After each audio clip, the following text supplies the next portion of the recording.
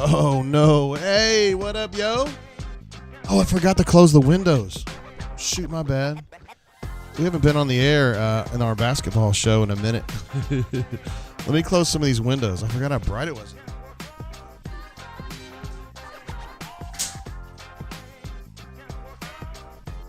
All right, that's a little bit better. It's a little bit better. How y'all doing? It's JG, and when Auburn wins, we win. We wear the Auburn. This is titanium. It's the highest quality material that you can ever have. And we're going to get this signed by Chad Pruitt one of these days so I can make it very official. But, wow, what a win for the Auburn Tigers. Welcome to the Brain Drain. I am breathlessly ready to talk about this game. I am JG Tate. I'm the Commodore / publisher at auburnsports.com, as you can see right here on this Chiron. And I am here home at the headquarters for the Brain Drain in Montgomery, Alabama. Stoked to have this amazing necklace and to be able to wear it for this first game in the conference season where Auburn Tigers win 83-51 in a game that was just chef's kiss to watch. Eric Musselman, the head coach at Arkansas, so despondent, low energy, his fans leaving the arena early. Largest margin of victory ever for an opponent inside Bud Walton Arena, and that's since 1993. That's some 900 games. Bayfall, who thought about going to Auburn but went to Arkansas, he got his ass beat in his first game against Auburn. Ah, it feels so good. It feels so good, guys. Man, I just need a minute to myself there. I'm sorry. I'm good. We got some super chats coming through already from some of our absolute legends like Feel Like a Stranger, who we love and adore. This is Ward Am Eagle, LFG, Word Up Drainers, Swoogans, and Tate, especially Mama Tate, she's doing really good, by the way. Just celebrated her 80th birthday. She's an octogenarian. We're very excited for her. Let's get a clap for her, having made it 80 years now. I know she looks like she's 60, but whatever. My Lord, what a bludgeoning. Chad Baker-Mazar was a monster. Trey and Dylan Broom, J. Will, and KD. Essentially everybody was a monster today because everybody wanted to beat that ass, and that's what happens sometimes. Feel Like a Stranger, I appreciate you, bro. Also, Pocket Watch, who's always here for us, and who played an instrumental role when we were in Greensboro, wherever the hell we were, in getting this show on the air back then during the tournament. Also, Newman. But Pocket Watch, I love you, bro. Shane H. jumps in with a super chat as well. Says, well, that was pretty fucking impressive. Yeah, it was. I thought Auburn was going to win this game, and I was hoping Arkansas wouldn't score at all. But I thought Auburn would win by 10. Did not think Auburn would win by 30 plus. Wow. Unbelievable. Daniel P., another one of our great basketball, well, just a great brain drainer in general, but also very animated on basketball, says, I'll take my credit now for leaving the game thread. You guys are welcome. It was a little bit bumpy. It's hard to believe after watching that full game and taking in that second half when Auburn was playing such amazing basketball to think there was a point much earlier in the day when Auburn was having to kind of look like the Flintstones in their car, trying to get that thing going. Arkansas had a modest lead. They were up maybe 20-16, 20-18, something like that. Auburn put their foot down around it was about 28-26 or something like that. Auburn just went, took off. Maybe 6 minutes before the half, and then the second half was all Auburn. But yes, Daniel, I wasn't paying attention to the thread that closely, but if you were the reason why, thank you. Stu Pup jumps in, who super chats us every single show. What a legend this guy is. That was almost sexual. I wish I had a sound for that one, but we'll just give it a laugh. Also Feel Like a Stranger wishes my mom happy birthday. That's awesome. Thank you, bro. Let me bounce over to our main page where we do our business. We stand on business here, obviously, on the Brain Drain, and we certainly stand on business when Auburn is out here knocking heads and skulls as it did today. Wow. Did not see that one coming. Auburn 19 of 33 from the floor in the second half. I want to say they were something along the lines of 6 of 9 from 3. In the second half, Arkansas 6 of 27 from the floor in the second half. Defensively, I don't know. I feel like Arkansas was kind of self-destructing in a way. That doesn't happen. Teams don't come into Bud Walton and knock them around like that very often.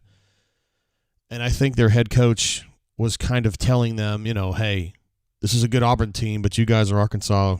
You know what we do when we're at home. And Well, didn't quite work this time. Let's bounce over here. I need to take a look at this box, which I can pull up here on our other page. This is an outdated set of stats there, but this is not. Wait, Penn? No. We're not watching the Penn game. Sorry, guys. It's left over from the other night. There it is. There's that beautiful box score. Hang it in the Louvre, guys. Hang it in the frickin' Louvre. Here, we'll just knock this Auburn basketball thing down so we can make it a little bigger. That's what she said. A pretty unbelievable box score. Chad Baker-Mazara was just absolutely amazing in the first half. I think he had 14 points. And what blew me away about him, is this too bright in here? Much better. I have to turn on more lights to right. I actually put the game wrap. The big game wrap is up in the front of auburnsports.com, so be sure and check that out if you are so inclined. Feel like a stranger jumps in with another super chat. Bruce said, quote, I ain't a killer, but don't push me. Revenge is the sweetest joy next to getting, what? Feel like a stranger? I don't think that's an actual quote. Anyway, Chad Baker-Mazara, I thought, and I mentioned this in the game wrap, put together his best half of Auburn basketball today, and probably one of the best halves of basketball he's put together as a college player. And we need to talk more about Chad Baker-Mazara as this day progresses a little bit. But 14 points in the first half, and more so than him just scoring the ball. He shot the three. He drove to the hole and finished. He was a menace on defense.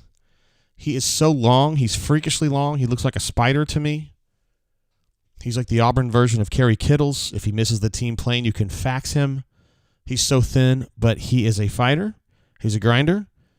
And he does not back down from any challenges. Part of the problem when he was at San Diego State was that he always refused to back down. And I think BP is so good at getting through to kids like Chad, kids like KD, who are very emotional.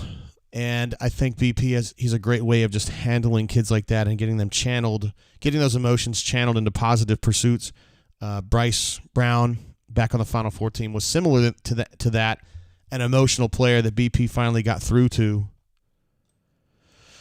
And he was a huge, huge part of Auburn's Final Four run, too. So, big ups and big love to BP of being an armchair psychologist. I don't think he would describe himself as such. However, I think he learned that part of basketball from Dr. Tom Davis, who's one of his great mentors, with whom he coached at Boston College and Iowa, and a guy who really was one of the true. You can be a positive manipulator. You can be a psychologist-type person and use that methodology to improve people. And I think that's something that Dr. Tom Davis did, and that's something that BP is really, really good at, and he's really locked into something there with Chad. Chad's an emotional dude. You know that. Those of you who watch him know how emotional he can be, but they figured out a way to take that emotion and make it a positive thing, just kind of get him to be a very energetic, high work rate guy on defense, on offense. And he did get a technical for running his mouth, which I'm not a big fan of giving kids technicals for that. I mean, if they're really out of control, I get it, but him and Trey both got technicals today for taunting, and it just seemed kind of soft. I do think Trey was specifically targeting Muss, though. Maybe you shouldn't be talking shit to the head coach, but Chad wasn't doing that. Cincy Blitzboards in the house. My main man is here. Hopefully, I'll be seeing him this summer when we're at an undisclosed location in the Caribbean hanging out. Hope you're doing good, Nick. Pipe layer. No, Nick. Other things that stick out to me, Auburn wins the rebounding battle in a big, big way. 46-32, plus 14 on the rebounds. And it just seemed like Auburn was particularly good on the defensive rebounding end. Janai grabbing a bunch of those. Trey sneaking up there and getting some stuff done. Trey is one of those guys. He's just he has great games over and over again. He's not a superstar, but he is a difference maker. He's terrific in transition. His decision-making in transition is great. Again, 7 defensive rebounds for a point guard is amazing. 4 assists, 1 turnover. Auburn as a team has 7 turnovers. This is over and over and over again. Auburn keeps its turnovers under 10. They just handle the ball well. And the guys who are not great ball handlers just don't fuck up. Like BP has taught them, hey, think about what you're doing. Value the possession. Do what you do and get the ball to somebody who's much better at it, like Trey or Aiden or Chad or Denver, even KD. Super chat coming through from T Park. Says LFG JGT. I'll give you an applause for that one. Appreciate you, T Park, who was with us throughout football season. I'm glad you've come on over and transitioned to our basketball shows as well. Look at this. Cassidy P throwing it back a few years to one of my all-time favorite players to cover. Woo pig my ass, Ward and Bruce. CBM and J. Will can carry this team far if they keep it up similarly to Scott Padgett and Hashimu Evans.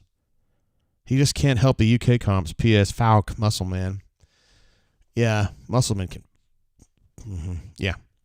Wow, Scott Padgett of Louisville, Kentucky. Now an assistant coach at St. John's, I believe. Former coach at Samford. Married to the great Cynthia, who's an outside hitter for the UK Wildcats circa 1997.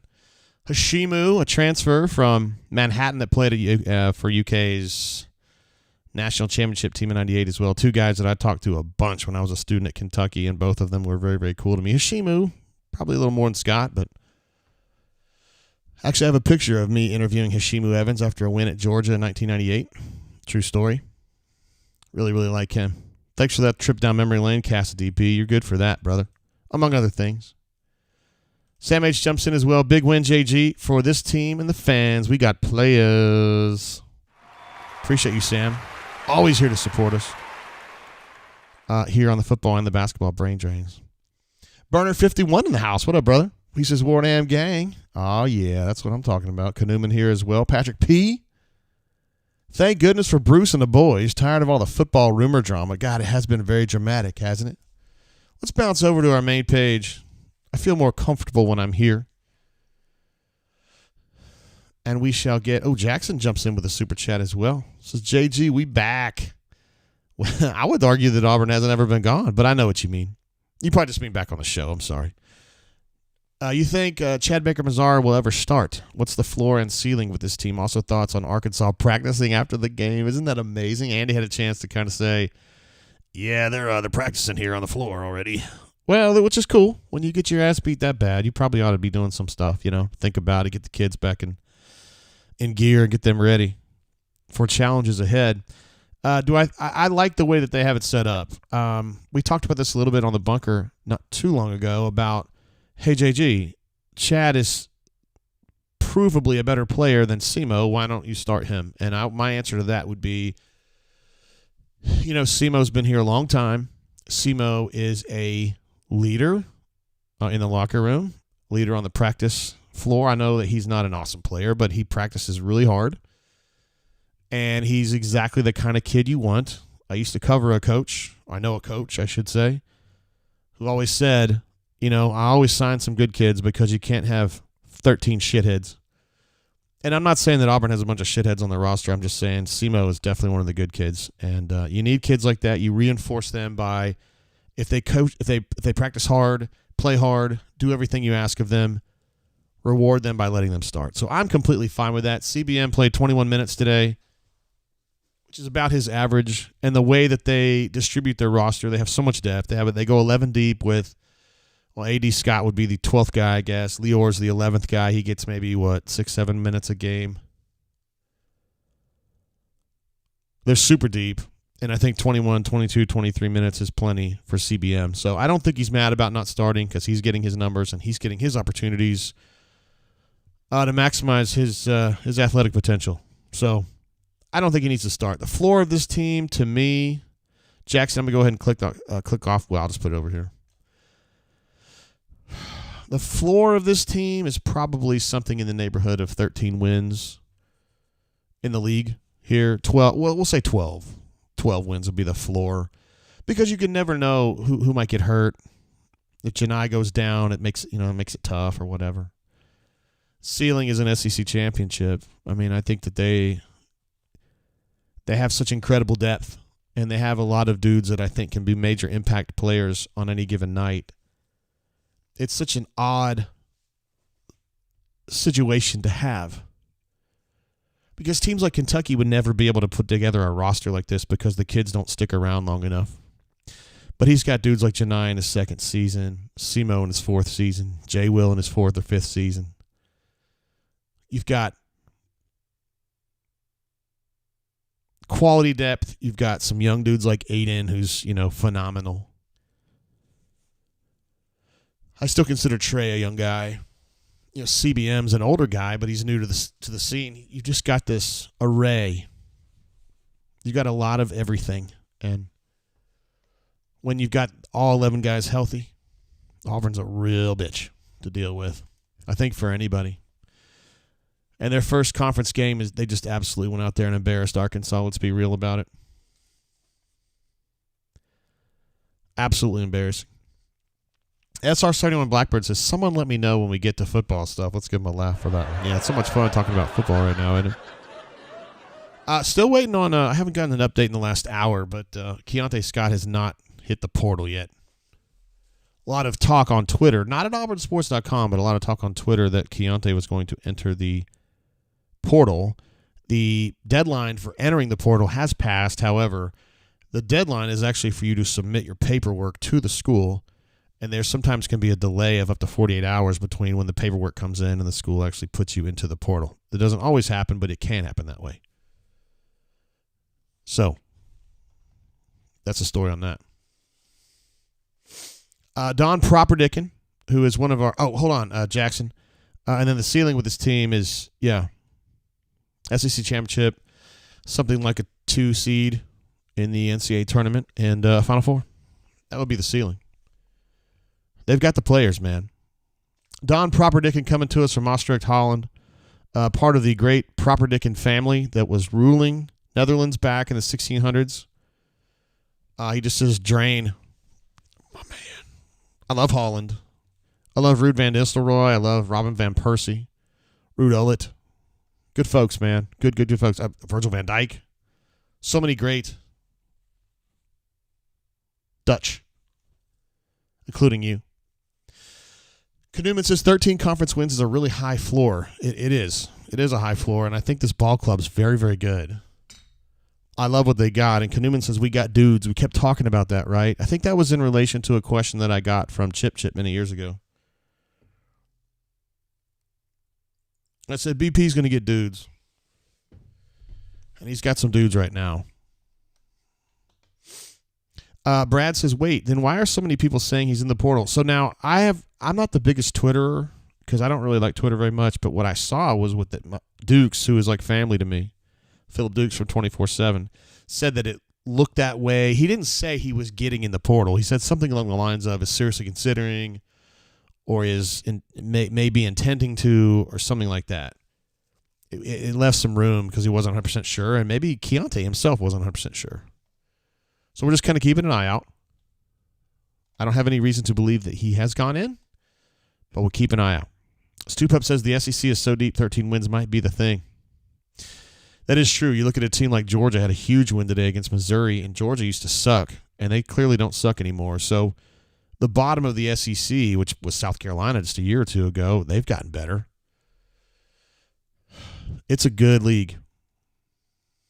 It's a tough league. The bottom of the league is definitely better than it's been. BP said something on the radio about, obviously they got A&M next, but he didn't think, has Auburn lost to A&M that many times in a row? He made it sound like it was 4 or 5 times in a row. I didn't realize it was that out of whack. Because I don't think of A&M as being some particularly dangerous club. Just, year to year. Stupup says War Report said he was in portal for reasons. Okay. Did a whole hour on it. Was this yesterday? Or today? Again, guys, I love the War Report guys, specifically Mike G and Ike, but I don't necessarily watch their show all the time, so I don't know what all they were saying. Mr. Blackbird says, even though we blew Arkansas out, what improvements do you still want to see from the team? Well, it was kind of an odd start, right? And I feel like this team does go through lulls. And sometimes they have a hard time breaking out of them. Now, today was not a problem. It took them probably 8 to 10 minutes to get going today. But even when they weren't going yet and they had that 2 of 11 start from the floor, come on. Even the Chicago Bulls in the 90s had lulls. They were just able to pop out of it. And this team today popped out of it. So I think they're learning. And I think he always finds a way to get a lineup in there that will pop. A couple folks saying that, the War Report was talking about that last night. Brad B did as well. Knuman did as well. And Stoop Up as well. So we'll just kind of keep an eye on that and see how that goes. We're talking about Keontae here. I can check. Maybe when I get off the air, I'll check again. Because I have the ability to just check the portal, and I've been doing it every 6 hours or so, just for fun. Let's see. Knuman says, and Knuman is the authority on stuff like this, very measured with his words, and that's what I love about him. Ike and C-Dub came on. They seemed like they had gotten it from the horse's mouth. However, they were careful in their words, respecting what he was not supposed to say, which is a good thing, and respected. Yeah, Solo Tigre saw a couple lazy passes in the first half. I know KD had one where he was going from the wing to the point to Trey, and it was just slow and telegraphed, and they took it, went down there and dunked. Brad says Blackerby also said he was in it, so I don't know. One thing I can guarantee you is that he was never in the portal. Now, is he going to be in the portal in the future? Possible. I think if we get through midday Monday and he's not in the portal, that would be in the end of that. But he's not in the portal right now, and he hasn't been, so that's just factually incorrect. But we'll see how this plays out. Let's see, Stoop Up. That's just kind of what I was getting at. He says the lulls are not nearly as bad as they... Wow, CDF, appreciate you, bro. Not as bad as they have been the last 2 years. They cut the runs off at like 9-2 instead of 17-2. Yeah, we've seen a bunch of 17-2 runs, haven't we, in the past couple years, since the Final Four. CDF jumping in, a guy who's always super supportive of everything we do here, and he loves him some Auburn Tigers. Watching the Tigers now from a long way away. A guy who grew up in Lower Alabama, but who is now a long way away due to his job. Says, I was at the last game at Bud Walton. Their crowd earned this. Those of you who remember from the brain drain last week, I was coughing my ass off. I feel better now. I don't sound great, but I feel a lot better, so thanks for that. And CDF, I appreciate you, bro. What an absolute stud. Cassidy P jumps in. Why sully this Bruce W with stank of current football? Hey, it's not stinky yet. It could look better, though. James B in the chat says, JG, what do you think this team can do in the SEC? I know it's early to say anything about March Madness, but any idea how far they can go? We just got to see how they get through this. This is a long season in the league, and as we were saying earlier, James, there's really not a lot of off nights anymore. Vanderbilt's not great, but even the bottom teams like Georgia, they played a whale of a game today. Mississippi State, I think, has gotten a little better. You know what I said? Scott Padgett was coaching at St. John's. So I think Scott Padgett is actually at Mississippi State now. And then Mazziello is at St. John's. So I got that mixed up a little bit. The bottom half of this league, James, I think is better. I think the top half is still very good when you're talking about Kentucky, Texas A&M, Auburn. I'm not sure Arkansas is there. Tennessee, Alabama. I'm curious to see what Ole Miss can do. They've been terrific up to this point, but they've got themselves a challenge tonight. I think they're playing at Tennessee tonight. I really believe in Ole Miss. I think they're going to be a team to reckon with all the way through. And what's tough for all of us over on this side of the aisle is that Al Flanagan is kind of one of their star players. I mean, Morrell is too, but Al Flanagan, a guy that we've watched for so many years at Auburn and felt like, watching him struggle as freshman and his junior years, that at the end we would get that fully realized Al Flanagan and it would be great. Well, Ole Miss got it because his dad went over there to coach. It can be kind of tough.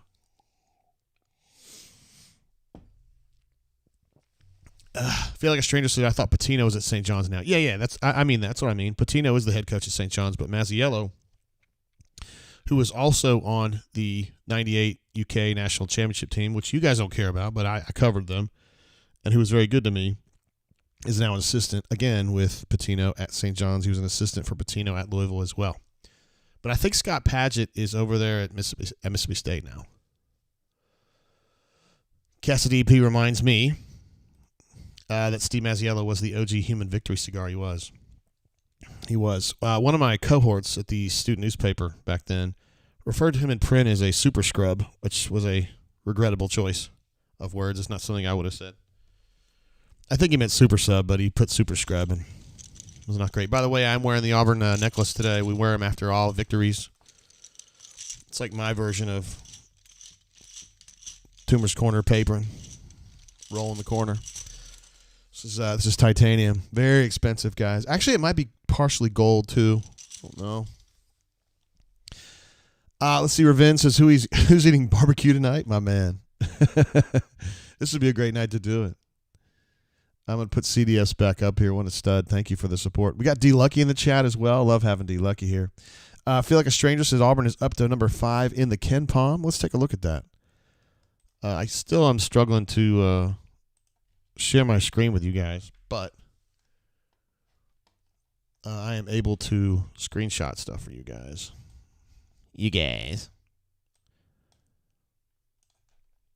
Let me get this screenshotted here. And I will move over to our other page where I can show you guys and we can discuss all this. Let me kill this out. All right, here's the late. Oh, that's a little big, isn't it? That's what she's saying. There's the latest Ken Palm data. It looks like number 5 is it right now. The Auburn Tigers, of course, on a 7-game streak right now. And with this big win over Arkansas, I think Ken Palm's model had Auburn winning that game by 7 or 8, not 30-something. Looking really good over there on the left-hand side in the scouting report. You see those offensive boxes: effective field goal, turnover percentage, offensive rebounding percentage, and free throws per shot.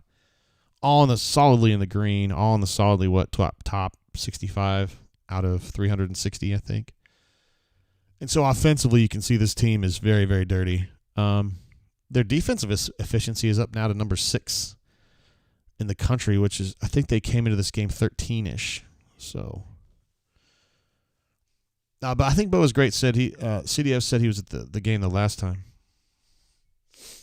Cassidy P says, I'm many drinks deep into this Bardstown Bourbon Origin for 96 proof. It has some depth. That is a terrific pour. Is that the white label?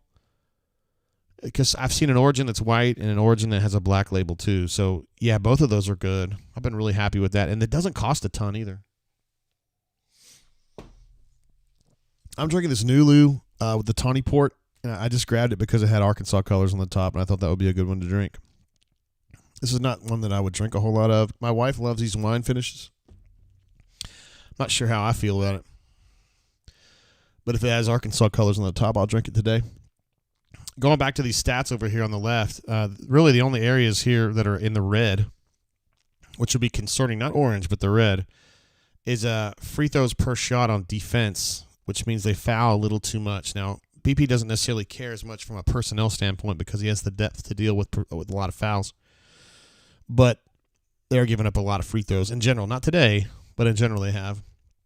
And also their free throw defense is terrible. I don't really know how to fix that. Maybe Chad should be a little more vocal. Chad Baker-Mazzara at the line. But defensively, they've been very, very good in general. This is a really, really good statistical snapshot right now. Probably about as good as anybody in the country. Now, I realize we're only 14 games in, and there's going to be a lot of tough games coming up. The A&M game, the Alabama game. I think Florida's going to be a problem. I think Ole Miss has a chance to be a real problem this year, so there's a lot of tests ahead. I think it's good to see Auburn is projected through their computer models here at Ken Palm to be 25-6 and 14-4 in league play. I think that's about right. Auburn probably wins 14. I know I said that was the floor. I should have probably said 12 on that. But I do really like this team, and I think they've got a little bit of everything, and I think they're going to be a real problem going forward. I mean, you don't go into Arkansas and just beat their ass like that very often. Now, it's not a great Arkansas team, okay? It's not. I think they're really short on ball handlers, and I really like their left-handed shooter, but he kind of was working by himself today, and I didn't like their post guys at all. So I'm not sure that was they're probably a bottom half of the SEC team, SEC this year, I would imagine. I think we'll learn more about this team, A&M, Alabama, Florida, Tennessee, Kentucky. I think those are the teams to really keep an eye on. Call Me Biscuit jumps in with a super chat. We love Biscuit. He's a true swoogan. Arkansas's largest loss in Bud Walton Arena history. Again, that goes back to 1993. I still remember Barnhill, too. Auburn's sixth win in 31 years at Bud Walton. Won in 93, 03, 09, 16, 2020, and 2024. 6-23 away record against Arkansas. So that's 3 of the 6 wins Auburn's ever had at Fayetteville are with BP in control. It's impressive. Hard place to win. Great away win to start SEC play. You're damn right about that. Call me Biscuit. Good stuff there, brother. Hey, look, it's Blake. He's our most positive brain drainer. He says, good day, Auburn family and War Damn Eagle. Love you all. What a historic win and great to start to league play. It really, really is. I mean, what a day, man. Whale Driver says, hey, you did say 12. Thank you. That's great. I'm glad to hear that, Whale Driver. Sometimes when I get on the air, I just start talking and I forget what I said. AU256 says it's a very balanced team. It really is. They got a lot of everything. The issue is as you go along, somebody's going to get hurt. And hopefully it won't be a serious injury that takes a long time to heal. But if everybody stays healthy, this is a really dirty team. They got a lot. I would expect them to be like a 3 or 4 seed in the tournament and do some damage. For sure. I mean, they could be better than that. I don't know. They get on a 6 or 8 win streak here in the league play, and everything's on the table, you know. But the way their schedule's set up, they've got a tough game every now and then. I mean, you got two Alabama games. The Tennessee game's going to be a problem. Kentucky, I think, is going to be better. I think Ole Miss is going to be better. So there's going to be some challenges. Spread, what up, brother? Says, Ayo, JG, what a great win today. We're on a huge high at my house. Great second half. Yeah, amazing. I think they were, 19 of 32? I got it on the other page here. 19 of 33 from the floor in the second half. Arkansas, in the same period of time, was 6 of 27. D. Lucky says, I used to have nothing now. Now I got a whole lot of everything. Love it, man. D. Lucky and me and Easterwood were texting a little bit after that game. It was fun. Let's see. Buddy says Scott did hit the portal. Where are you at? Let me check. Hold on. Let me see. I can check. Hold on. I can get an answer on that in about 2 minutes.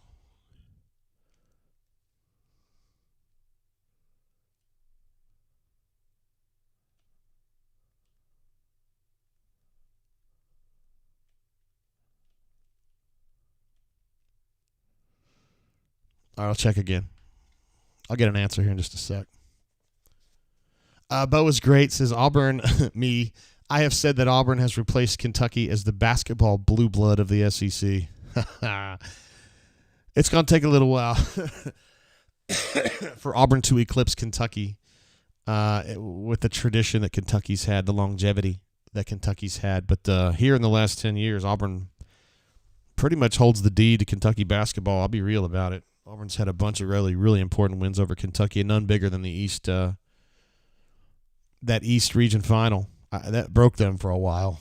I think it's hard for them sometimes to grasp the idea that Auburn is becoming such a problem in basketball.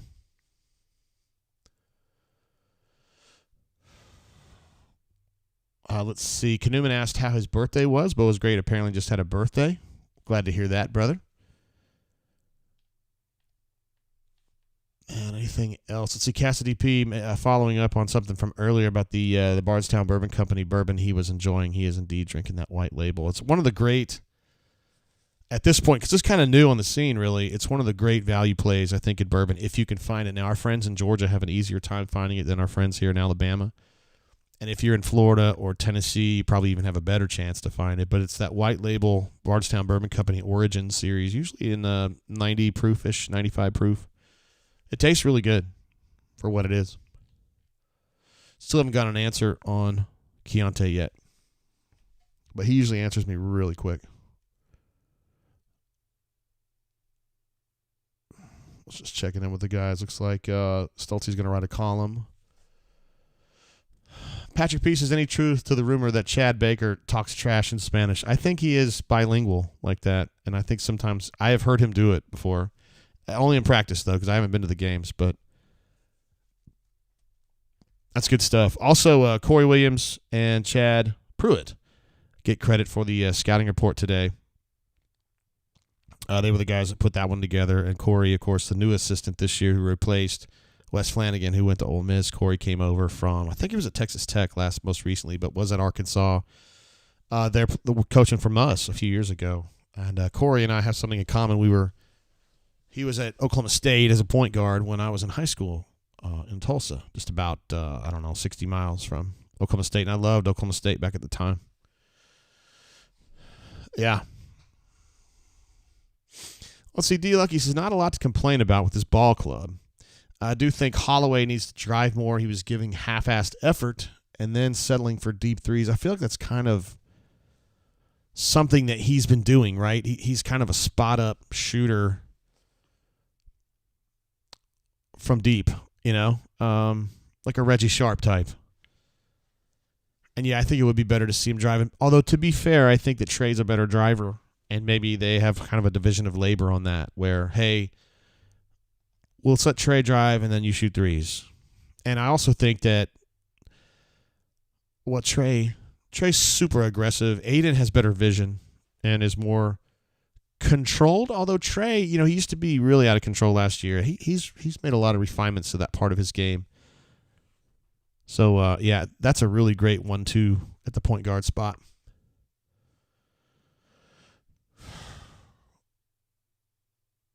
Let's see.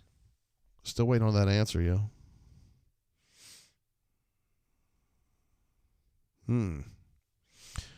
See, looks like BMAT is hanging out at the complex today, and he's seeing a stream of players coming through.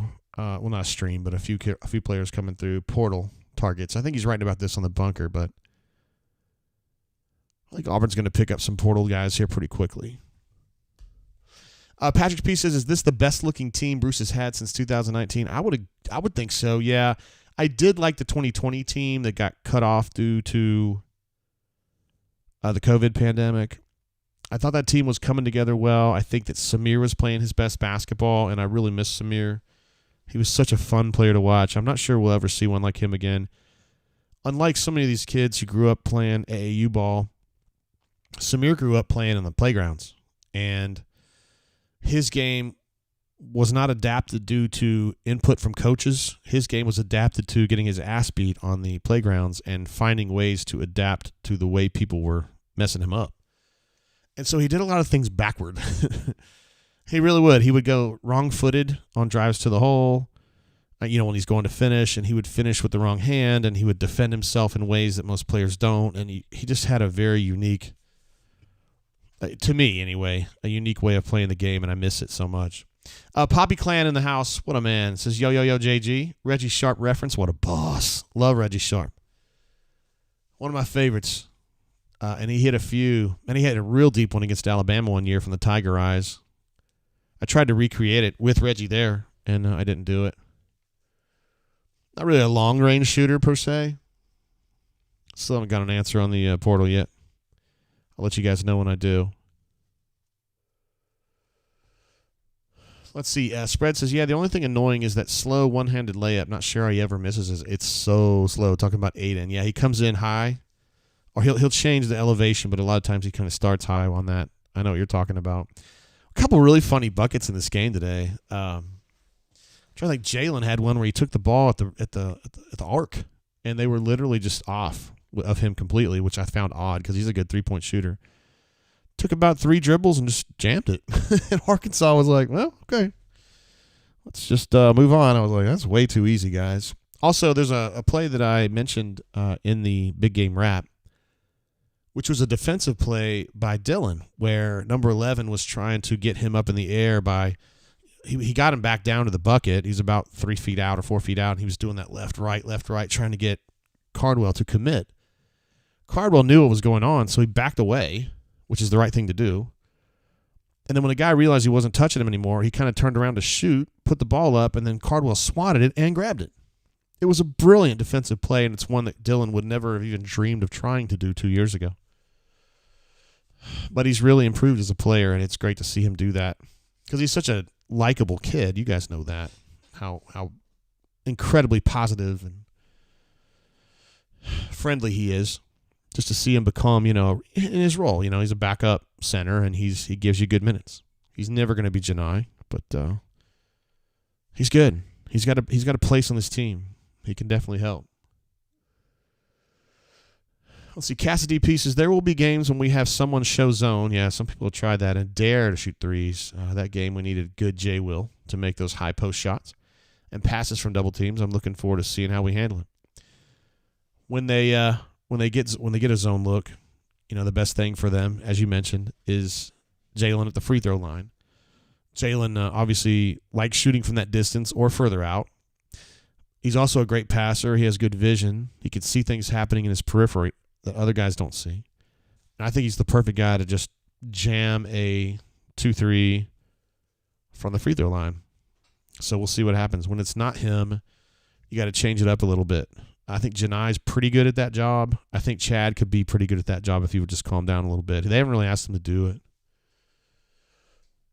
AU256 reminds us that Isaac Okoro, now with the Cavaliers, was filthy on that 2020 squad. He really was. He was just a freak athlete at that point. I think he's becoming more of a skilled player. And just got word, he is not in the portal. So whoever it was, who was it earlier here that was trying to jam me about it and said, I just got in the portal. He ain't in the portal. It was Buddy H. Scott did hit the portal. Where are you at, LOL? He didn't hit the portal. Or he's not in the portal as of 4:15 p.m. Again, he can still go in the portal insofar as if he's filed his paperwork, Auburn could be just kind of delaying, not intentionally, but just delaying input into the system. But as of 2 minutes ago, he is not in the portal and hasn't been in the portal. Period. There's no back and forth about that. There's no maybe he is. He's not, and he hasn't been. Period. End of sentence. Stupo says Arkansas did not look in shape. They got tired toward the end of their shifts and quit getting back. I think they were just getting their ass beat. That's what I think. And I think it was terrible body language. And that's probably why they were having to practice after the game, Stu. Yeah, they put him back on the court, Must did. To kind of do some run-throughs and stuff. I've seen it happen before. When I covered volleyball at Kentucky, they got their ass beat one time, and she just made them do a practice right after the game. It's kind of fun. Fun for me, not for them. Not at all. Plus, we got gymnastics tonight. They're playing in the Mean Girls Classic out in, I said playing. They're competing out in Vegas. Cassidy pieces, I'd prefer Keontae not go in the portal. Dr. Pepper memes be damned. Yeah, that would be great. I think Keontae is really an important leader. Very important leader for this secondary that's going to be young and or new next year. So I think that everybody on this side would prefer that Keontae stay on the roster. So we'll just kind of see what's going on. Stu Pope says JGU and Auburn Sports, meaning BMAT, Stulty, Henri, and Caleb, might be the only one in the beat with any integrity. I don't know about that, but I appreciate you saying that. We got some really good reporters that cover for Auburn outside of our site. Jason Caldwell, of course. Jeffrey Lee. Really, really high-quality individuals who are good at what they do. Let's see what the CDF has sent me. Oh, my goodness. Yeah, I know you don't care if I share this photo on the show here. Yeah, CDF sent this picture along. This is what he's having for, looks like what he's having for dinner tonight. Look at that. He's having some hog, isn't he? That's a whole pig. I bet you that's some tasty stuff right there, too, man. Thanks for sharing that, brother. Now you got my appetite whetted. Rob A says, Jay, you ever see J-Head on here during the basketball season? I don't talk to him as much about basketball. I know he's an Auburn guy, and he cares. He's very passionate about him. I was texting with J-Head this morning and a bunch yesterday, but it was all about football. So I think he kind of focuses on football and football recruiting. But yeah, at some point we'll definitely we can have him on just for fun because he's a great dude. Kaduman says Jason Caldwell's a wonderful human being, high integrity man for certain. Absolutely, Jason's as good as they come, and has a great family. His daughter's hilarious. He brought her to work back when we were doing interviews before the bowl game, and it was awesome to see her there. I remember when my daughter used to come work with us 15 years ago when she was her age. Kind of miss some of those days since my little baby's all grown up now.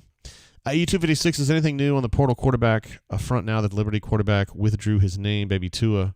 Yeah, surprised to see Talia Tagovailoa back on the market, so to speak. Not sure that he would be a good fit at Auburn. 5'11", 5'10" quarterback. I don't know. Maybe, maybe not. But he definitely balled out of Maryland. He's the all-time leading passer in Big Ten history. No shit. And he'd make somebody a good quarterback, I think. Yeah. There was something else in here that I really wanted to address, but I don't see it now. Terrence, what's up, brother? He says, I've been pleasantly surprised with the defense Auburn has been playing for a majority of this season. Yeah, let me go back over to this page right here. This is their KenPom status. And over here on the left-hand side where it says scouting report, you can look down that column that says defense. I'll try to get that real big so you can see that. They are currently 6th in the country in defensive efficiency. So they are definitely playing some defense, like you said. Their field goal percentage, effective FG defensively, is 43.7, which is really, really good. And they block a fair number of shots, which is surprising in a way because they don't have that Walker Kessler guy, you know. But anywho. Let's see. Cleveland Brown says, it's probably ill-timed. We need the soundbite of Negan's Halo Pig. I don't know that one, bro. Ruxpin says, I heard Hank had a great session with his personal quarterback coach today. Hank. Ruxpin, you're killing me with the, you got that picture. I think it's your avatar now where you have the Cam Newton after the national championship game, and then you've replaced his head with Hank's. It's really funny to me. I love that Hank is now like this, like, hero/anti-hero. He really did look good in the bowl game, though. I realized it was against like the second and third team Maryland defense, but still, he did look good. Terrence said we were worried about the defense in the preseason. Yeah, I think part of it is that they've gotten better, and part of it is that they just have so many bodies to throw at people. You can see up there the one area defensively that they're not great at is the FTA/FGA, which is basically fouls per bucket. And they do foul a fair amount relative to other teams, but they can get away with that because they got, they're 11 deep, and if you add AD, that makes it 12. I mean, they got a lot of bodies and a lot of fouls to distribute. I was interested today when Janai got a double foul called on him, and I think it was Lawson that he was just kind of jostling with, I guess. It was early in the game, maybe the first 90 seconds of the game. And it was a double foul, and you could tell Janai was really pissed because he didn't want to pick up fouls like that, And ultimately, it wasn't an issue because he was not foul prone today. He played a great game, but you can see in his head he's counting, Even though he doesn't have to, he still is. D-Lucky notes that it appears everyone is bought in defensively. Yeah, and Auburn's playing some really, really good defense, as you guys have noted. Today was one of their best of the season, honestly.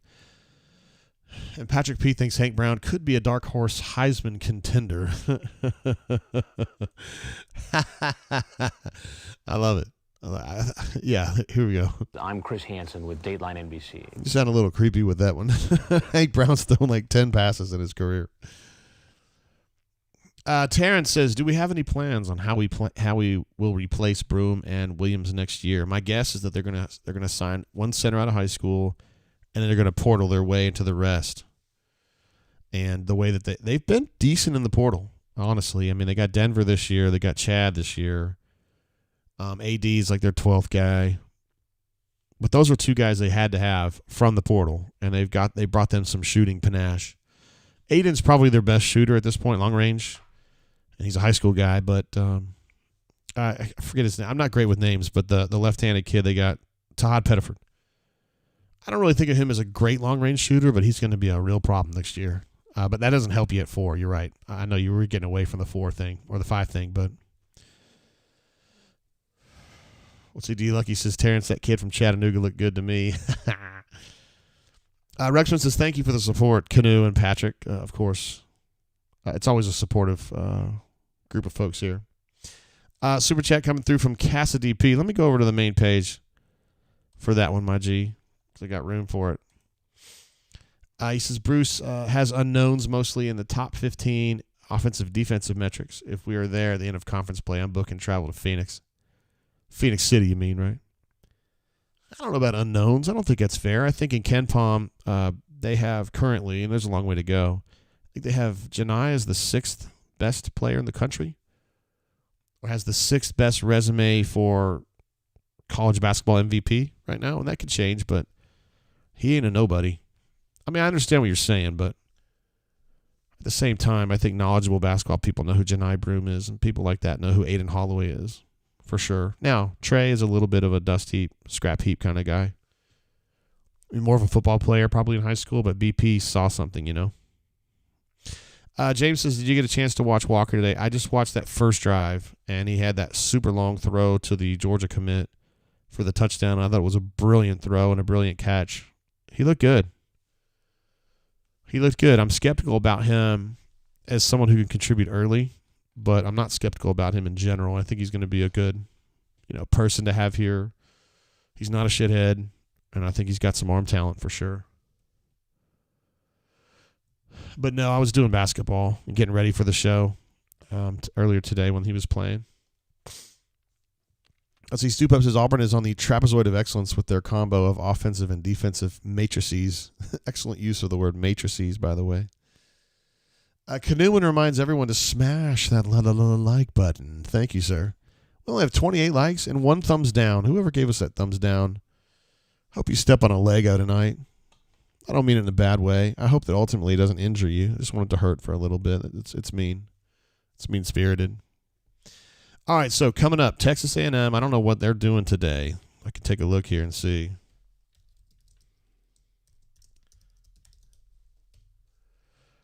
They are playing host to the LSU Tigers tonight at 7:30. I don't know what to think about LSU. They were dog shit last year. Looks like they're a little bit better. So after that, we'll have a better idea of kind of what A&M's been doing.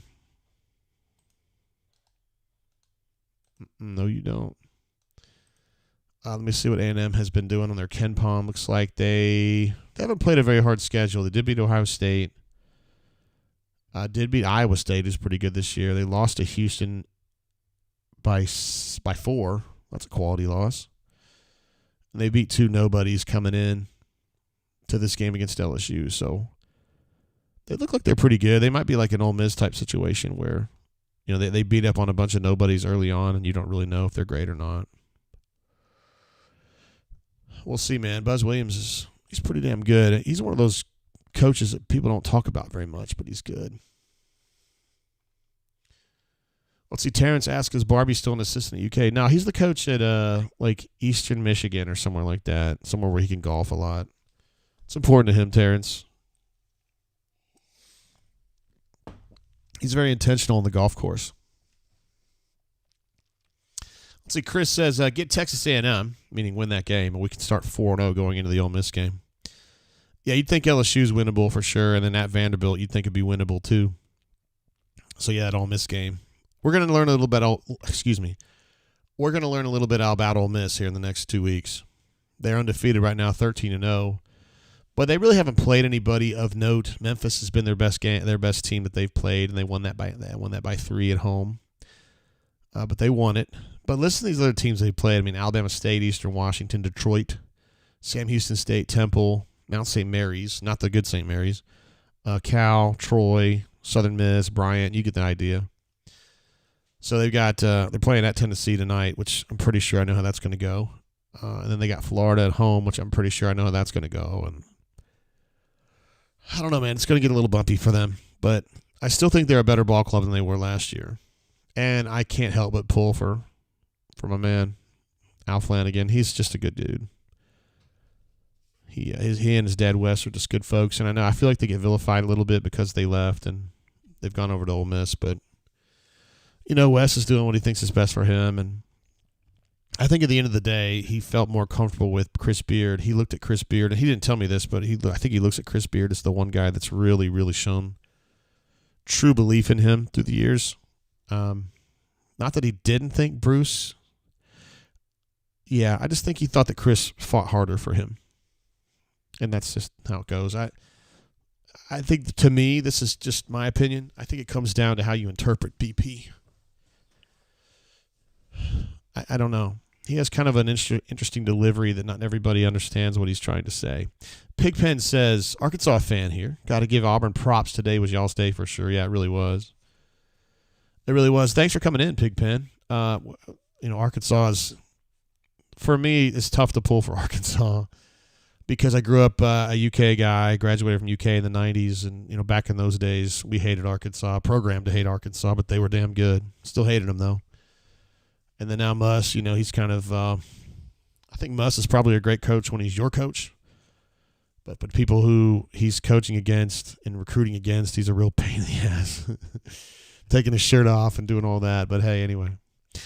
Chris M., a.k.a. number 19, says, hey, JG, looks like we might have a good basketball team this year. Yeah, indeed. What do you think? Yeah, I think you're right, man. 12-2 against a reasonably difficult schedule so far. And a really nice win at Arkansas. I know Arkansas is not awesome this year, but as Pigpen would probably acknowledge. But still, man, that's the largest margin of victory ever for an opponent inside Bud Walton, and that structure has been up for a long time. Let's see. Kanuman says BP fighting for Wes was a kind of an issue in the locker room the last few years. Yeah, I think that's fair. I think it's just a matter of, it's like a parallax to me. But what really matters is what Wes thought, It doesn't matter what JG thought or what Kanuman thought. I kind of felt like that was building this is right before Wes left, and I don't know. I kind of spoke. I said my piece about it to him, and we had a nice talk after he had chosen to leave. It was kind of an emotional call, but. And I miss him on a personal level because when I was going through that stuff with my mom like a year ago, he had gone through some stuff like that with his mom, and we sat down and talked about it for a while, and he just cared, He's just a guy that cares. He's just a dude that gives a shit about people, and I like that about him. Let's see. Eddie says Muss's post-game press conference, at the end of it, he went on a wild rant. I would be curious to know what he was talking about, specifically what kind of a rant. Like about his own ball club, about his fans leaving, about BP, I don't know.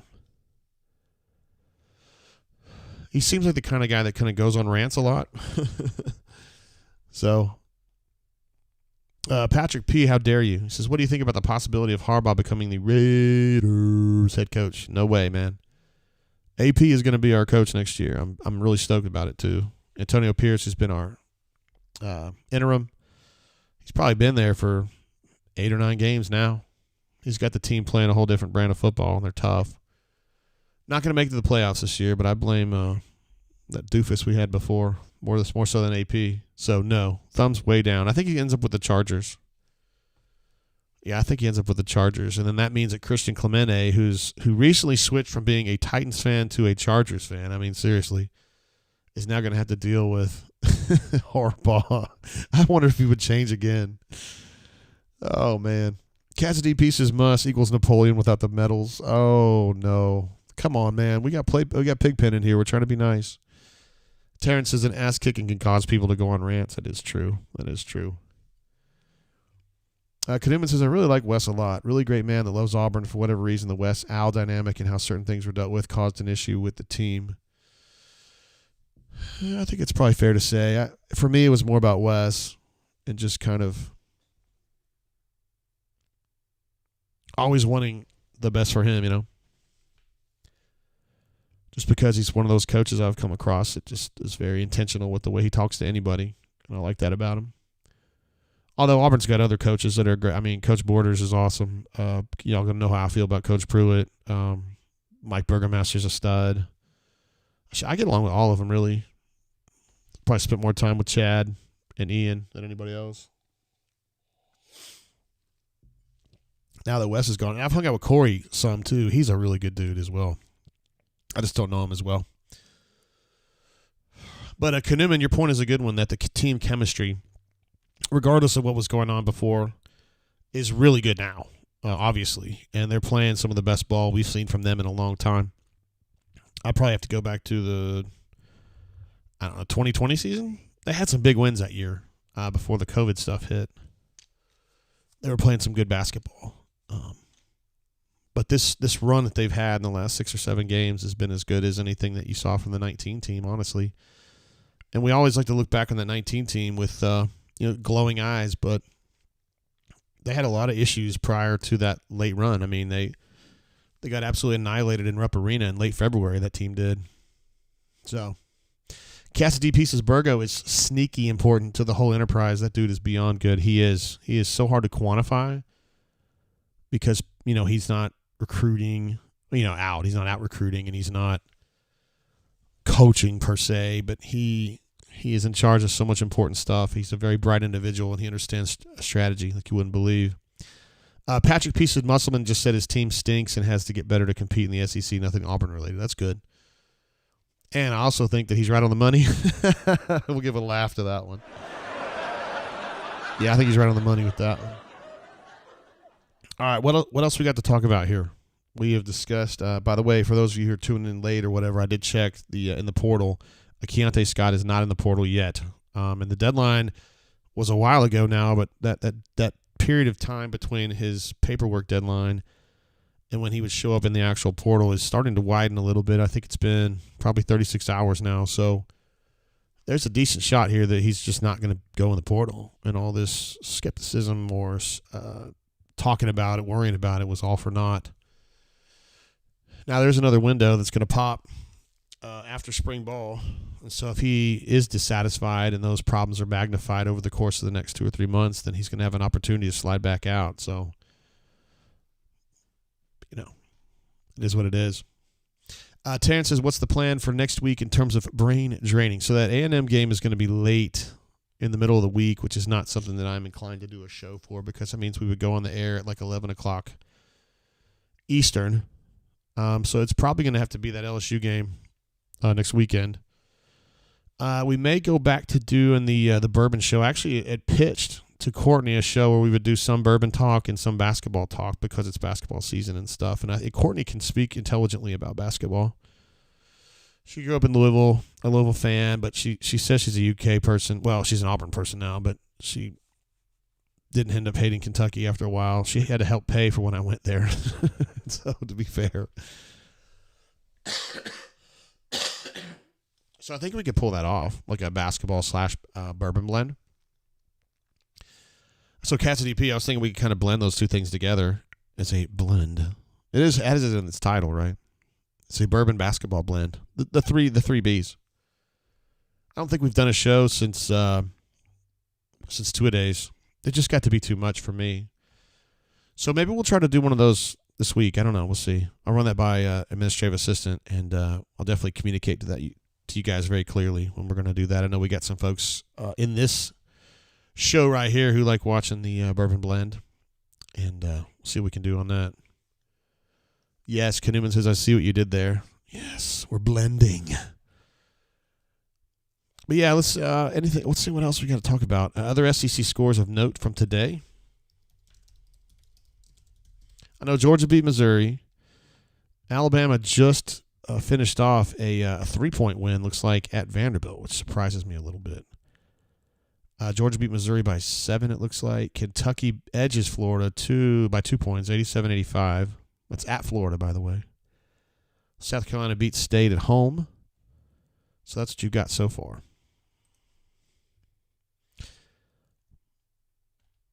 Nothing super surprising. That Ole Miss-Tennessee game, I think, is worth watching later. Yeah. I'll probably keep an eye on that one for later. That's a good win for Kentucky to win at Florida, though. I know Florida's not super awesome, but I always felt like that UK team, they're always so young, and I feel like that's going to be tough to win on the road, but they got it done today. Cassidy P says, come on, AA, let's make it happen. And Terrence says he's prepared to give his expert basketball commentary. Terrence, we love having you here, bro. Stu Pup jumps in and says dunks and drunks. Hey, that's not too bad. Although I don't know if Courtney, as a child care center director, wants to be part of a show about drunks. You know what I mean.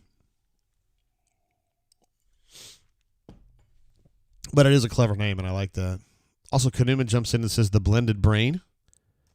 All brains are blended in by definition, right, Kanuman? So that even makes sense from a scientific perspective.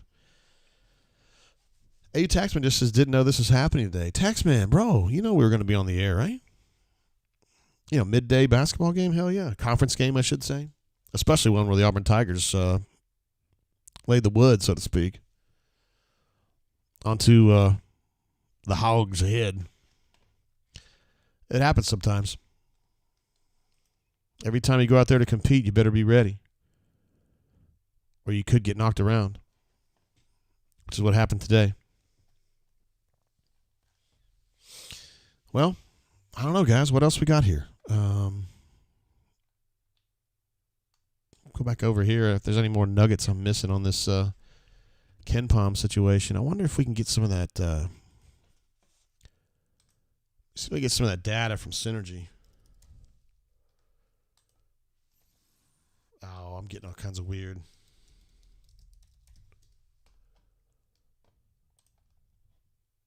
Henry's more of the Synergy guy.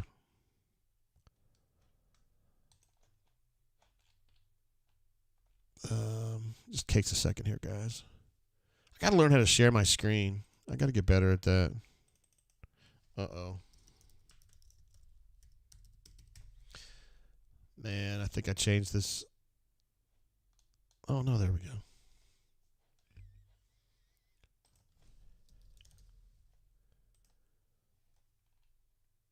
I'm just taking a look at these. Man, I haven't been over here in a minute.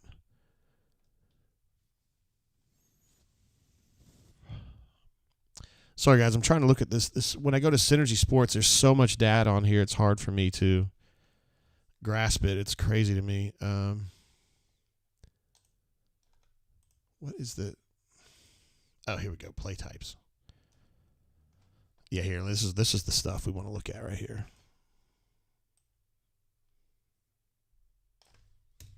All right, here we go. I'm gonna pull this over. We're gonna go to our other page and take a look at this data. So this is, oh, we're already on the right page.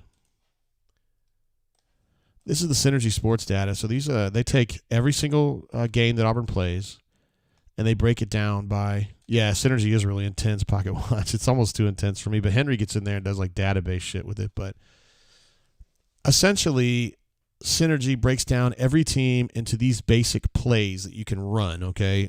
You can categorize just about every play that any team runs into one of these categories: spot-up shooting, transition, cut, pick-and-roll ball handler, stickbacks, pick-and-roll roll man, handoffs, so DHOs, post-up plays, ISO, and then off screens. And then they have miscellaneous plays, which for Auburn is usually out of bounds, and certain ISOs don't get picked up right.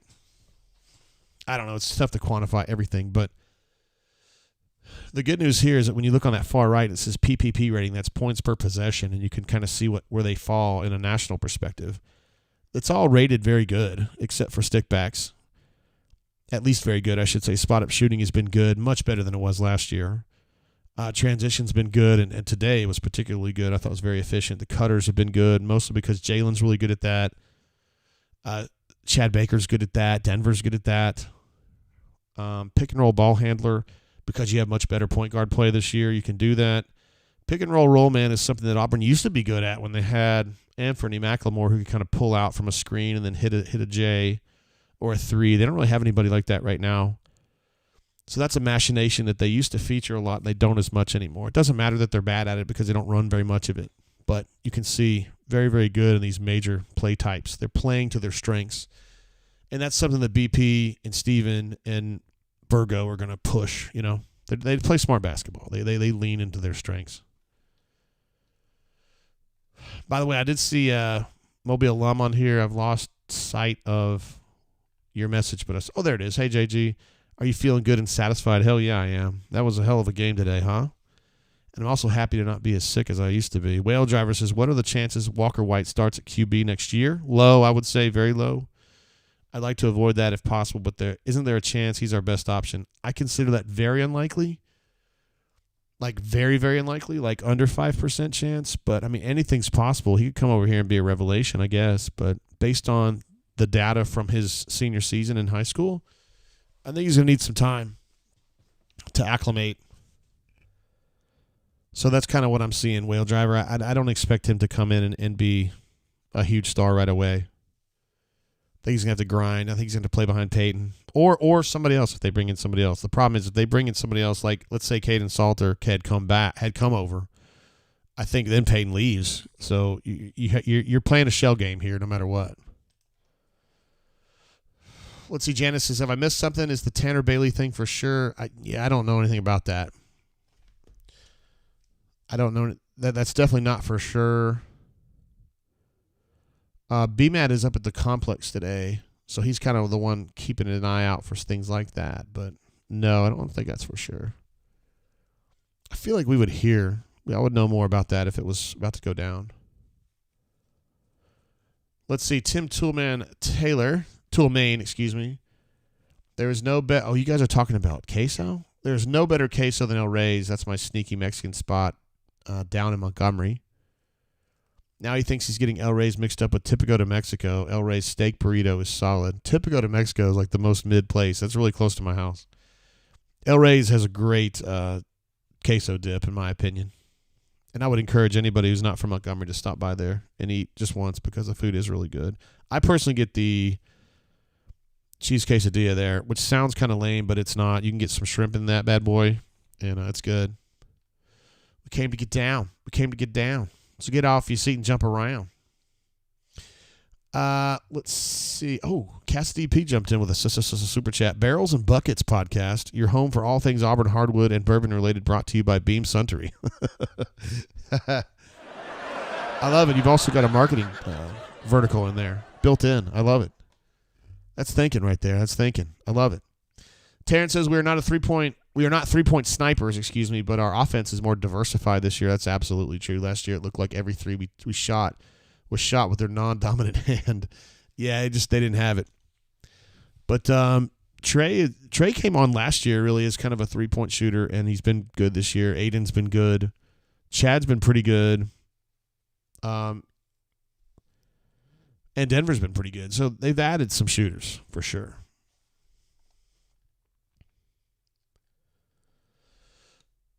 Let's see. Joseph sounds like he knows what he's talking about. El Rey's the best ever. Chicken enchiladas. Interesting. I haven't tried those specifically, so maybe I'll give that a shot next time, brother. Tim Toolmain, Tipico is mid, but I have a soft spot for their queso. Oh, they have the kind. They have like the kind with the chorizo in there, right? I think that's the one my daughter gets when she's over there. It's pretty good. He said he's not in Alabama anymore, but he's glad that El Rey is still rocking out. Yeah, they are rocking out.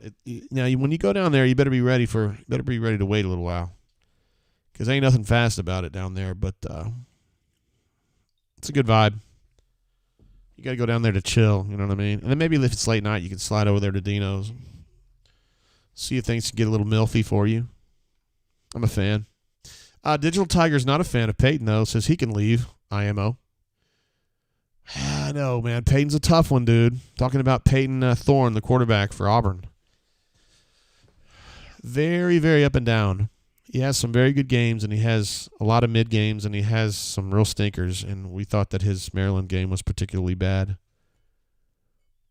Played fairly well in the Alabama game, honestly, but you know how that one turned out. Let's see. Cassidy Pieces as a spicy win fan. I am extremely pleased with Trey's performance thus far and his trajectory in conference play. I think he's been terrific. He's been terrific.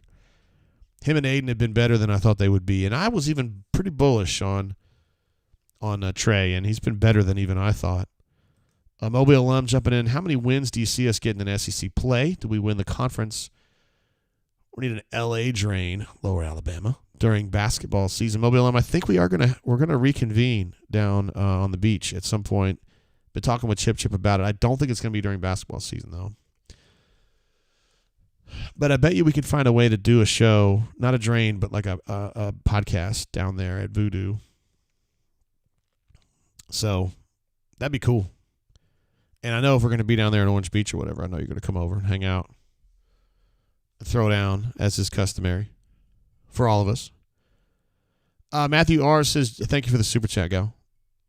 Matthew Ray says, JD, do you think Holden will stay? I do not. I think that's a wrap for Holden, honestly. He's got to see the writing on the wall. And if he doesn't, I mean, good for him. Feeling confident like he can get some stuff done, but I don't know, man. It's going to be an uphill battle. For sure, for sure. Kind of the way I see it. Let's see. Knuman says the floor, he believes, is 12 wins, ceiling of SEC championship. Yeah, that's what I said.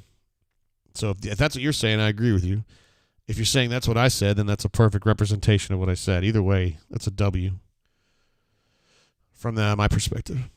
I am Bailey 5 says, do you think this basketball team has some more growth in it? Just hoping we don't peak early. Yeah, that's always a concern for a team like this. Yeah, for sure. I mean, I think for them it's going to be consistency, and I think it's going to be always having the temerity to get out of bad ruts, which this team didn't do. I think it was Stoop Up earlier was talking about how, it turns into a 9-2 run this year rather than a 17-2 run last year. This team has shown, at least in the last month or so, to really be able to put its foot down. App State game was probably the last time I remember it happening. Put your foot down and stop a run and get some buckets and turn it around. They did that a little bit today early on. I mean, Arkansas had a modest lead, and then Auburn kind of went off the last 6 minutes, I would say, of the first half, and then really put their foot down in the second half and just choked them out. But that's the thing you want to see more of from this team. I think from a talent perspective, they're good. I think from a chemistry perspective, they're really good. But I think it's just going to be a matter of who's going to step up and be the alpha male when things are not going well and you got to put your foot down and start playing on a different level to snap a streak. That's going to be the trick, my opinion. Let's see, Bill's taking a side on the Washington-Michigan game. Go Huskies Monday night, he says. First time I've cared since it started. All right. I don't know who to pick in that one. I don't really have a problem with – I actively dislike Michigan. I don't really care about Washington, so I would just take Washington in that case. I don't want to hear Harbaugh's a cheater, and I don't want to see cheaters win. And I really don't want to see cheaters get on their soapbox and talk about how it was them against everybody and all this bullshit. Like, no, it's the people who follow the rules against the people who don't follow the rules. In this case, asshole. That's how I feel about it. Sorry if you disagree. I respect your opinion. Terrence says, JG, do you see Holloway staying past the season? I do. I think that he is short, and I think he's going to have to do a lot to prove to NBA people that he is worthy of a draft pick. Guys that short, at least in today's NBA, have a really hard time drawing the serious interest from NBA teams. Because of the way that the NBA game plays, it's they try to be positionless. A lot of these teams do. I can speak mostly about like my team, which is the Thunder, and we're running Shai Gilgeous-Alexander or Josh Giddey at point guard, and one guy is 6'4" or 6'3", the other guy is 6'5". I mean, that's what you're looking at, and so Aiden's whatever he is. I think he's listed at 6'0". It's just tough. That's not to say he can't do it. But I think it's something where he's going to have to prove himself and get really, really good in college. So I would think that he would stay past this year, Terrence. It's just my opinion. And I think you also have a good point there about how he needs to show he can finish at the rim consistently. We talked about that earlier today, that he doesn't necessarily drive as much as we think he should. I mean, he's been really good. He's particularly good in transition. His three-point shooting has been good, although it wasn't awesome today. But I think that's a part of his game that he could get better at. I think at this point he kind of lets Trey do a lot of that. Trey's a terrific driver. Very, very enthusiastic and aggressive with the ball in his hands. By the way, those of you who are kind of new to the show or are just tuned in, I'm drinking this Nulu Red Top, so it's finished in port wine barrels. And it's very winey, if you guys are into that kind of thing. This has a lot of wine finish on it. Second only to the Bardstown Bourbon Company Prisoner. which was just too whiny for me. This is probably close to too whiny for me. All right, Stu Pup's fixing to deuce out of here. Appreciate you, Stu Pup. Thank you for your support as always, my G. And we'll be seeing you next weekend, I reckon, on the show. Hope so, anyway.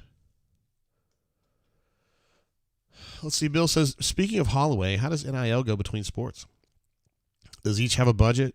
Can arguably make more in school now. Some guys can, for sure. I can't speak to how things work officially, but the way it looks to me, from my view, I feel like Auburn basketball kind of has its own way of doing things and its own pool, and then football has its own pool. I don't necessarily think that's the way it actually works, but that's the way it looks to me. And I don't feel like BP has a lot of trouble getting what he needs on that end. I've heard way less drama on the basketball side than I have football, which I wouldn't necessarily think would have been the case when this all picked up. I thought basketball would be tougher, but it seems like football has been tougher. The part of that is that I cover a coach who's very, very player-oriented, and he's probably better than just about every coach at managing the psychological challenges of being a successful basketball coach. You've got to do a lot of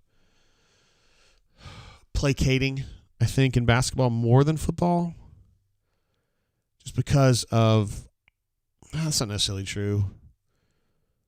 Yeah, I don't think that's fair. That's probably not a fair thing to say. It just seems like BP does more of that than Hugh does. I feel like basketball coaches in general have to do more of that. Tim Toolman says, can Auburn basketball and Auburn football both be doing well at the same time? The joke was always that somebody couldn't, but the joke was always that they couldn't do that. It seemed like they were always on a different schedule, like mutually exclusive. But I think we're about to get to a point where Auburn's going to be good in both. I mean, they're really like 3 or 4 good portal additions away, I think, from a football perspective of being pretty good. I don't think they're going to challenge for the national title, but I think they're going to be good. And I got a good feeling that basketball's, they've shown they're on a pretty good run here lately. Obviously, this ball club's really good, but next year I don't know. They got some big shoes to fill for next year. But if they have a great year this year, which I think they will, I think that really props them up a little bit in the portal game. I mean, I think a lot of kids would, if let's say Auburn gets to the Final Four, or they get like a 2 seed, or they win the SEC, that gets a lot of panache. It gets a lot of hype. Moby Alum says, have you seen the doc on Hulu called Neat? It's a history of bourbon. Yeah, we have seen that. That bourbon movie, that documentary, actually pushed us to go to Castle and Key last summer because they talked about it in there and showed it. And I really just wanted to see it. And for me, it's the prettiest place to go. It's not necessarily a great bourbon, and in fact, the times I've been there, I've not been able to buy their bourbon there because they're out of it, but it's a beautiful spot. It's just a little bit south of Versailles, maybe like 5 miles south of Versailles, more like 2 miles south of the interstate there. And I would strongly encourage you, girl, if you're up that way, to check that place out. I know AU Taxman, if he's still here in the chat, he actually stayed there or right near there for a tour, like in an official Castle and Key place or something. Kanuman says, somehow a close friend arranged for the gentleman from Buffalo Trace to give them a tour. I guess you're talking about Freddie. Said it was incredible. I did meet Freddie, or at least shook his hand when I was in there. He was kind of moving around, hoping to not be noticed. And I said, look, everybody, it's Freddie. And he was kind of had this look by, oh, God. Dude, you're like the star of the place. You know everybody's going to see you and stuff. Kuduman jumps in and says, Castle and Key is the prettiest by a large margin. Yeah, it is, man. It is. It's really, really nice there. It just feels like you're in a different world. Because it's down like in a little valley, I guess, with a little river. Or no, it's more like a big creek, I guess, right next to it. And yeah, it's just very scenic and lovely. I'm trying to think of some other place. Buffalo Trace is not pretty. Yeah, Kuhlman says you met Freddie. Yeah, I mean, I shook his hand and said, hey, Freddie. Hey, everybody, this is Freddie. But he was kind of on his way. I mean, he was going to do something. So he kind of was on his way after 30 seconds. But I didn't get a picture because I didn't really want to bother him. I'm not that guy. But, yeah, it was pretty cool. But we were thinking about going on another bourbon trip last year. Or this coming year. We didn't go on one last year. Yeah, no, we kind of did. We were more searching for bourbon last year than we were touring. AU256 says, you going up to the UK game this football season, JG, more than likely going to make it an extended trip and hit the bourbon trial, meaning trail. Yeah, I probably won't. I feel very beholden to the Drainers to do shows for basketball and football. I don't like missing games. I like to be here for the games, you know. So probably not, even though it's going to be at Kentucky, a place that I know pretty well, and a lot of my friends tailgate there. But I don't know. I like doing shows too. I feel like I'm good at it, so I might as well do it. Digital Tiger says, why are we bad at portaling in football, or so it appears? Yeah, that's a great question, Digital. I think that they are starting to really question internally about why they haven't been successful. And so I would expect there to be some changes, probably personnel-wise and also procedurally, to see if maybe they can be a little bit better and work a little more quickly to get things locked down. If you remember in a press conference right before the bowl game, I think Hugh was talking about how they kept trying to set up visits and then the kids would commit before their visit to Auburn would even happen. That happened to I think it really stung him, was the Penn guy, the defensive lineman from Penn, who they set up for him to come in like 8 days, and then he committed immediately. And it was like, fuck, we blew our chance, you know. And I think they're trying to push the envelope a little bit more now and get things going a little more quickly. But if you think about this, though, somebody brought this up to me the other day. It's not an original thought by me, but a lot of the dudes on this staff are from Liberty, right?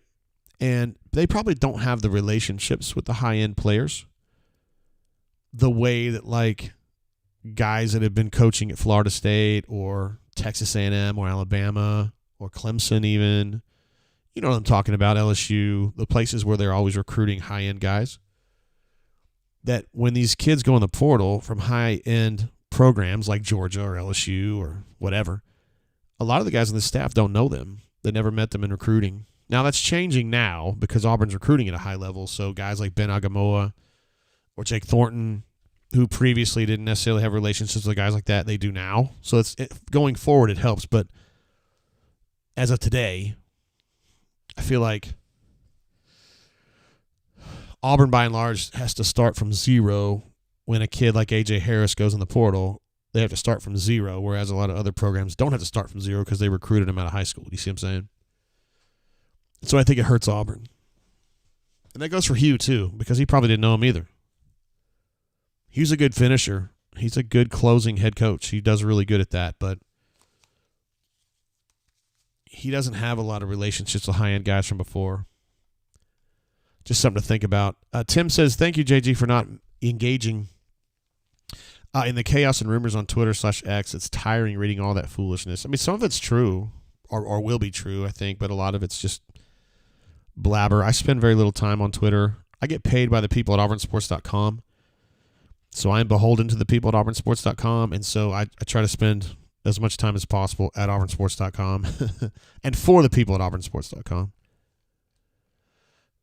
And then when it comes to Twitter and the stuff makes its way over to the bunker, I try to debunk it or, you know, stand behind it, depending on the situation. I'm skeptical about Keontae being or going to the portal. I could tell you 100% he's not in the portal and hasn't been.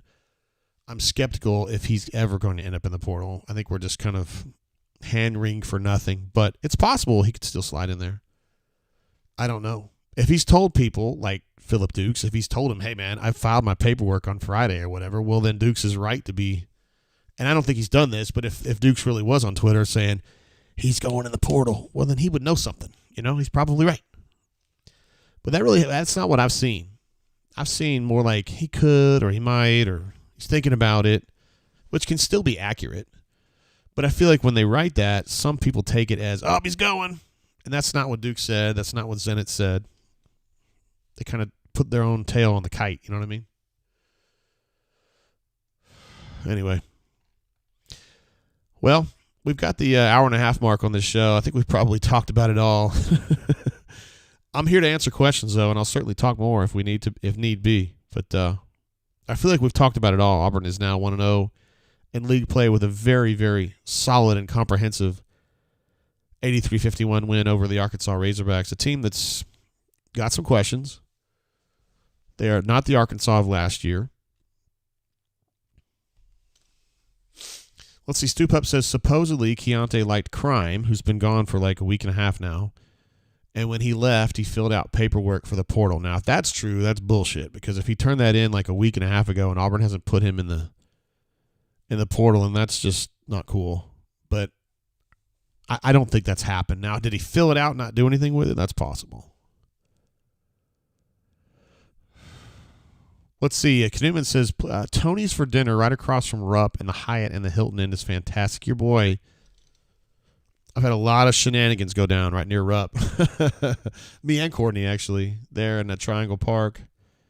And back in the day, in the 90s, there used to be a lot of bars right there. I don't know if it's where Tony's is. It would be near where I think Tony's is.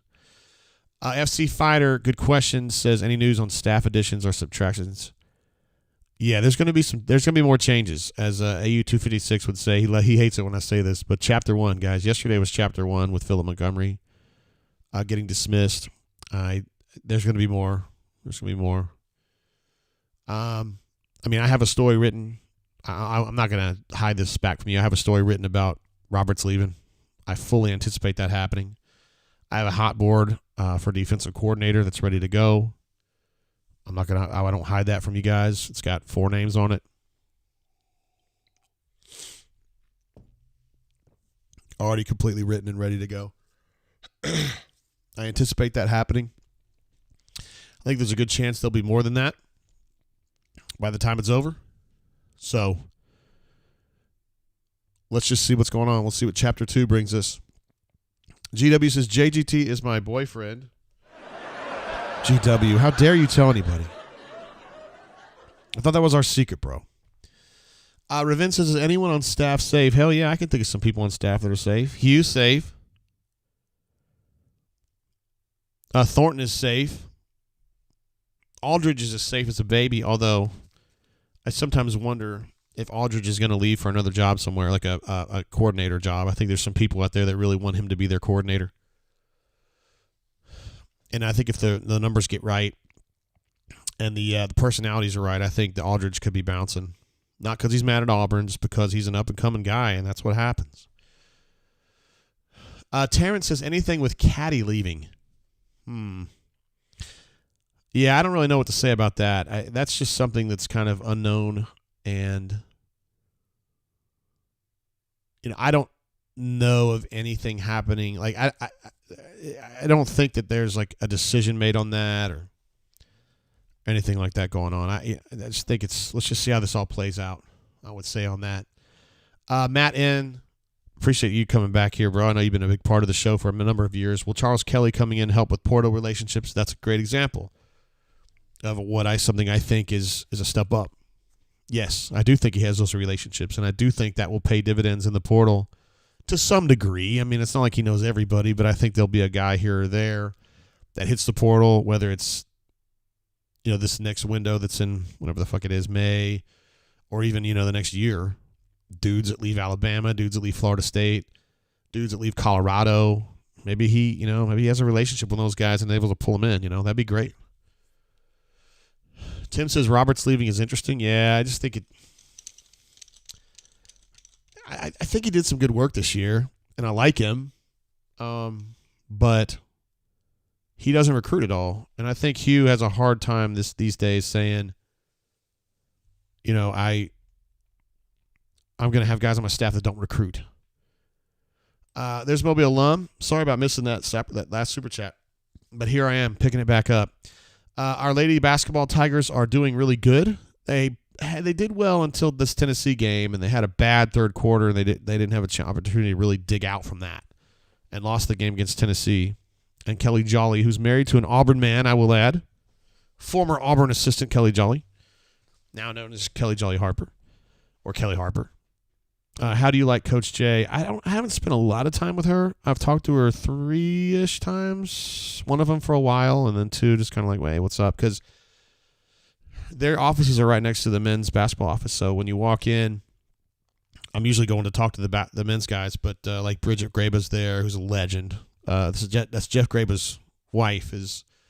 She's like she's the administrative assistant there for all the basketball people, and she's amazing. And sometimes you see Coach J or one of her assistants in there, and you just kind of say what's up, dab them up, and see how they're doing. But I mean, I like her.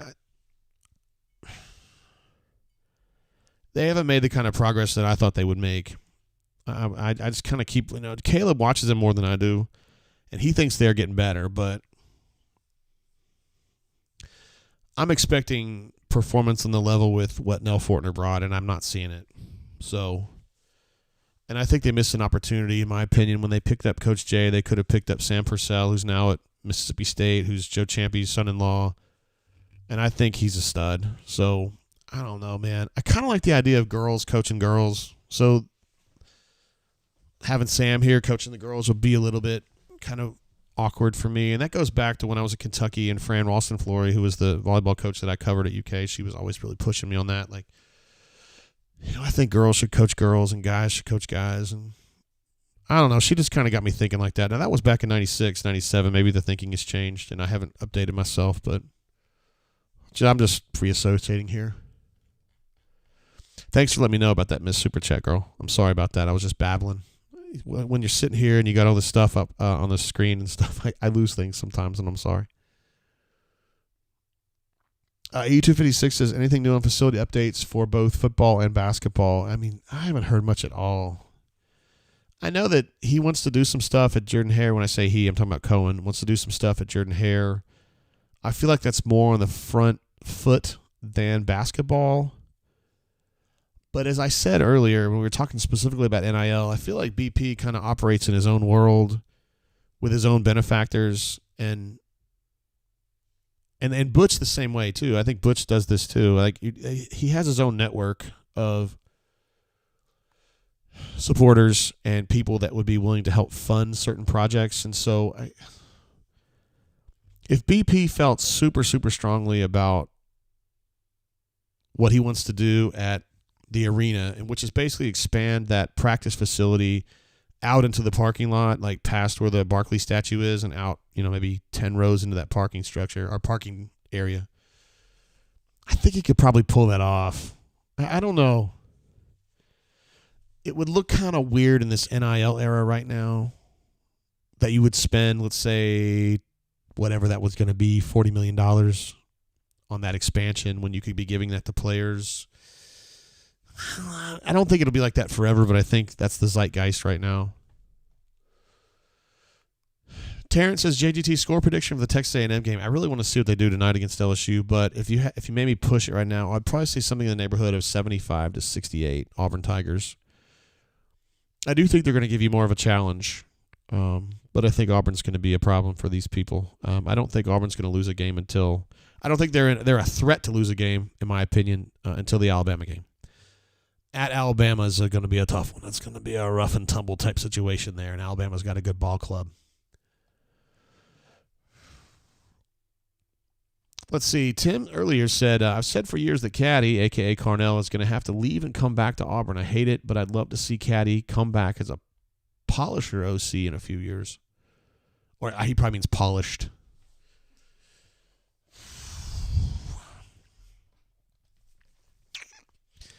I don't know how I feel about that one, man. I like Carnell as much as anybody. But I don't know that Carnell is... To me, he's kind of got this Cody Burns feel about him. Like, he just seems like he's more about ball than he is, like, politics or politicking, or he doesn't have much of that P.T. Barnum thing about him. And he just seems to be all about ball. And to me, guys like that are kind of get typecast a little bit as position coaches. And, there's Travis Williams is a good example of a guy who was a position coach and kind of broke out of that. And he's going to be he's definitely in the picture for the Missouri defensive coordinator job, by the way. T. Will. But T. Will always had that P.T. Barnum thing about him. Yeah, he's definitely has a much different personality than Carnell does. So I'm not surprised to see him move up. To me, Carnell, I don't know, man. I don't know. I just don't. I'm not sure that I see that. But I like him as much as anybody. Carnell's 100% by me. He was fun to cover as a player. He's a credible dude to talk to. Now as a coach, I like him. Digital Tiger says, wish we could get Denver going scoring-wise. He was having that nice little run where it seemed like he was kind of waking up. But today, he had a few shots and didn't hit them, and then he just really wasn't a factor after that. Cassidy P says, Carnell is so straightforward. Yeah, and also very country, right? He's very country when you talk to him. He's like, Corner. I'm going to Corner. He talks about stuff like that. He's so straightforward that his style is not as valued as highly as others. It's unfortunate. And for the same thing, like that country drawl that he has, I think makes him seem maybe that he's not as smart as he actually is. Does that make sense? I have a friend of mine that he's in the accounting business, and he's got a very southern, he's from South Alabama, and he comes across as like this hick. He sounds like it, but he ain't, If you're listening to him, he's really, really bright, but brighter than me for sure. But, you hear that drawl, and I think some people just tune out. Crocky Poo jumps in with a super chat. A good win today, he says. Wardham Eagle, for what it's worth. I've got 13 wins tying for SEC title and 14 outright, JGT. Wow. I said earlier, Crocky, that the floor for this team was 12 wins. And you've got 13, which I would guess is, means like, yeah. It seems like it's a very small margin between floor and ceiling, doesn't it? It's like, when you're in college and you're making hooch, and you give a girl like this much hooch and that gets her drunk, and then this much kills her. And you're just like, whoa, it's a very, very fine line. Got to be careful on that stuff, Jay.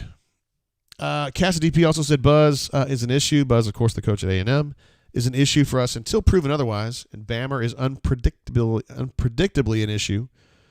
Since Nate lets them fly like Bruce, he does give them a lot of freedom to play. BP is very cognizant of that at all times.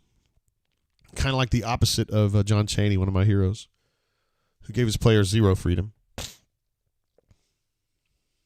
Cassidy P says, wow, Crocky, that's what we need to hear. Yeah, Crocky's pretty high on this team, as he should be. From a statistical perspective, they have a really, really nice.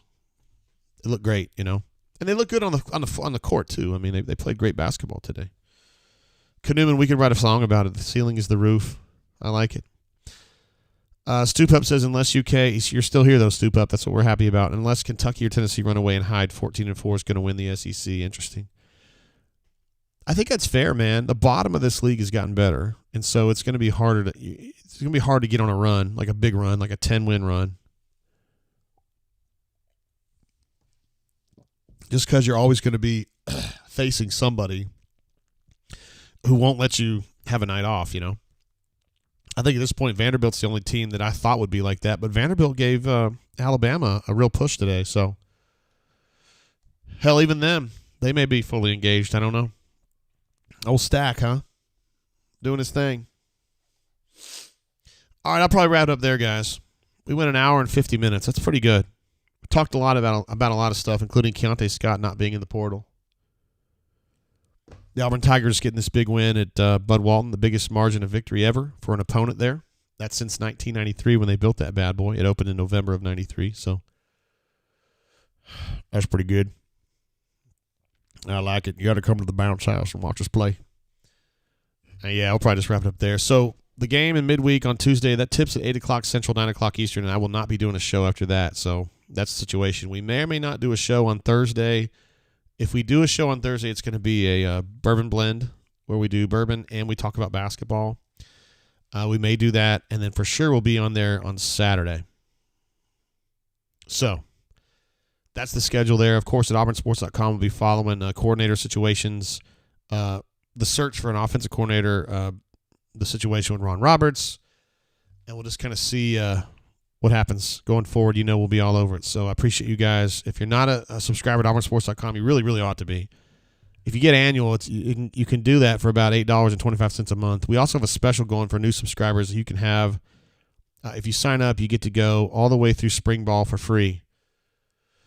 So if you're thinking about it, I think it's a good time to do it. Under the story for the coordinators, I think the coordinators of the hot board, you can click on it there and check that out if you guys are not a subscriber. But I bet everybody is, because everybody's, it's an ubiquitous website. There's no doubt about it. Okay, appreciate you guys. Thanks to all of our super chatters and all of our legends who have been here, providing great feedback. And hey, hell of a day for Auburn basketball. So, and also wearing the chain because they got the big W. All right, guys, Tuesday night, A&M. See what happens. Next show will be either Thursday or Saturday. I will let you guys know at the site. Appreciate you all. Let's make great decisions out there. Love you guys. Peace.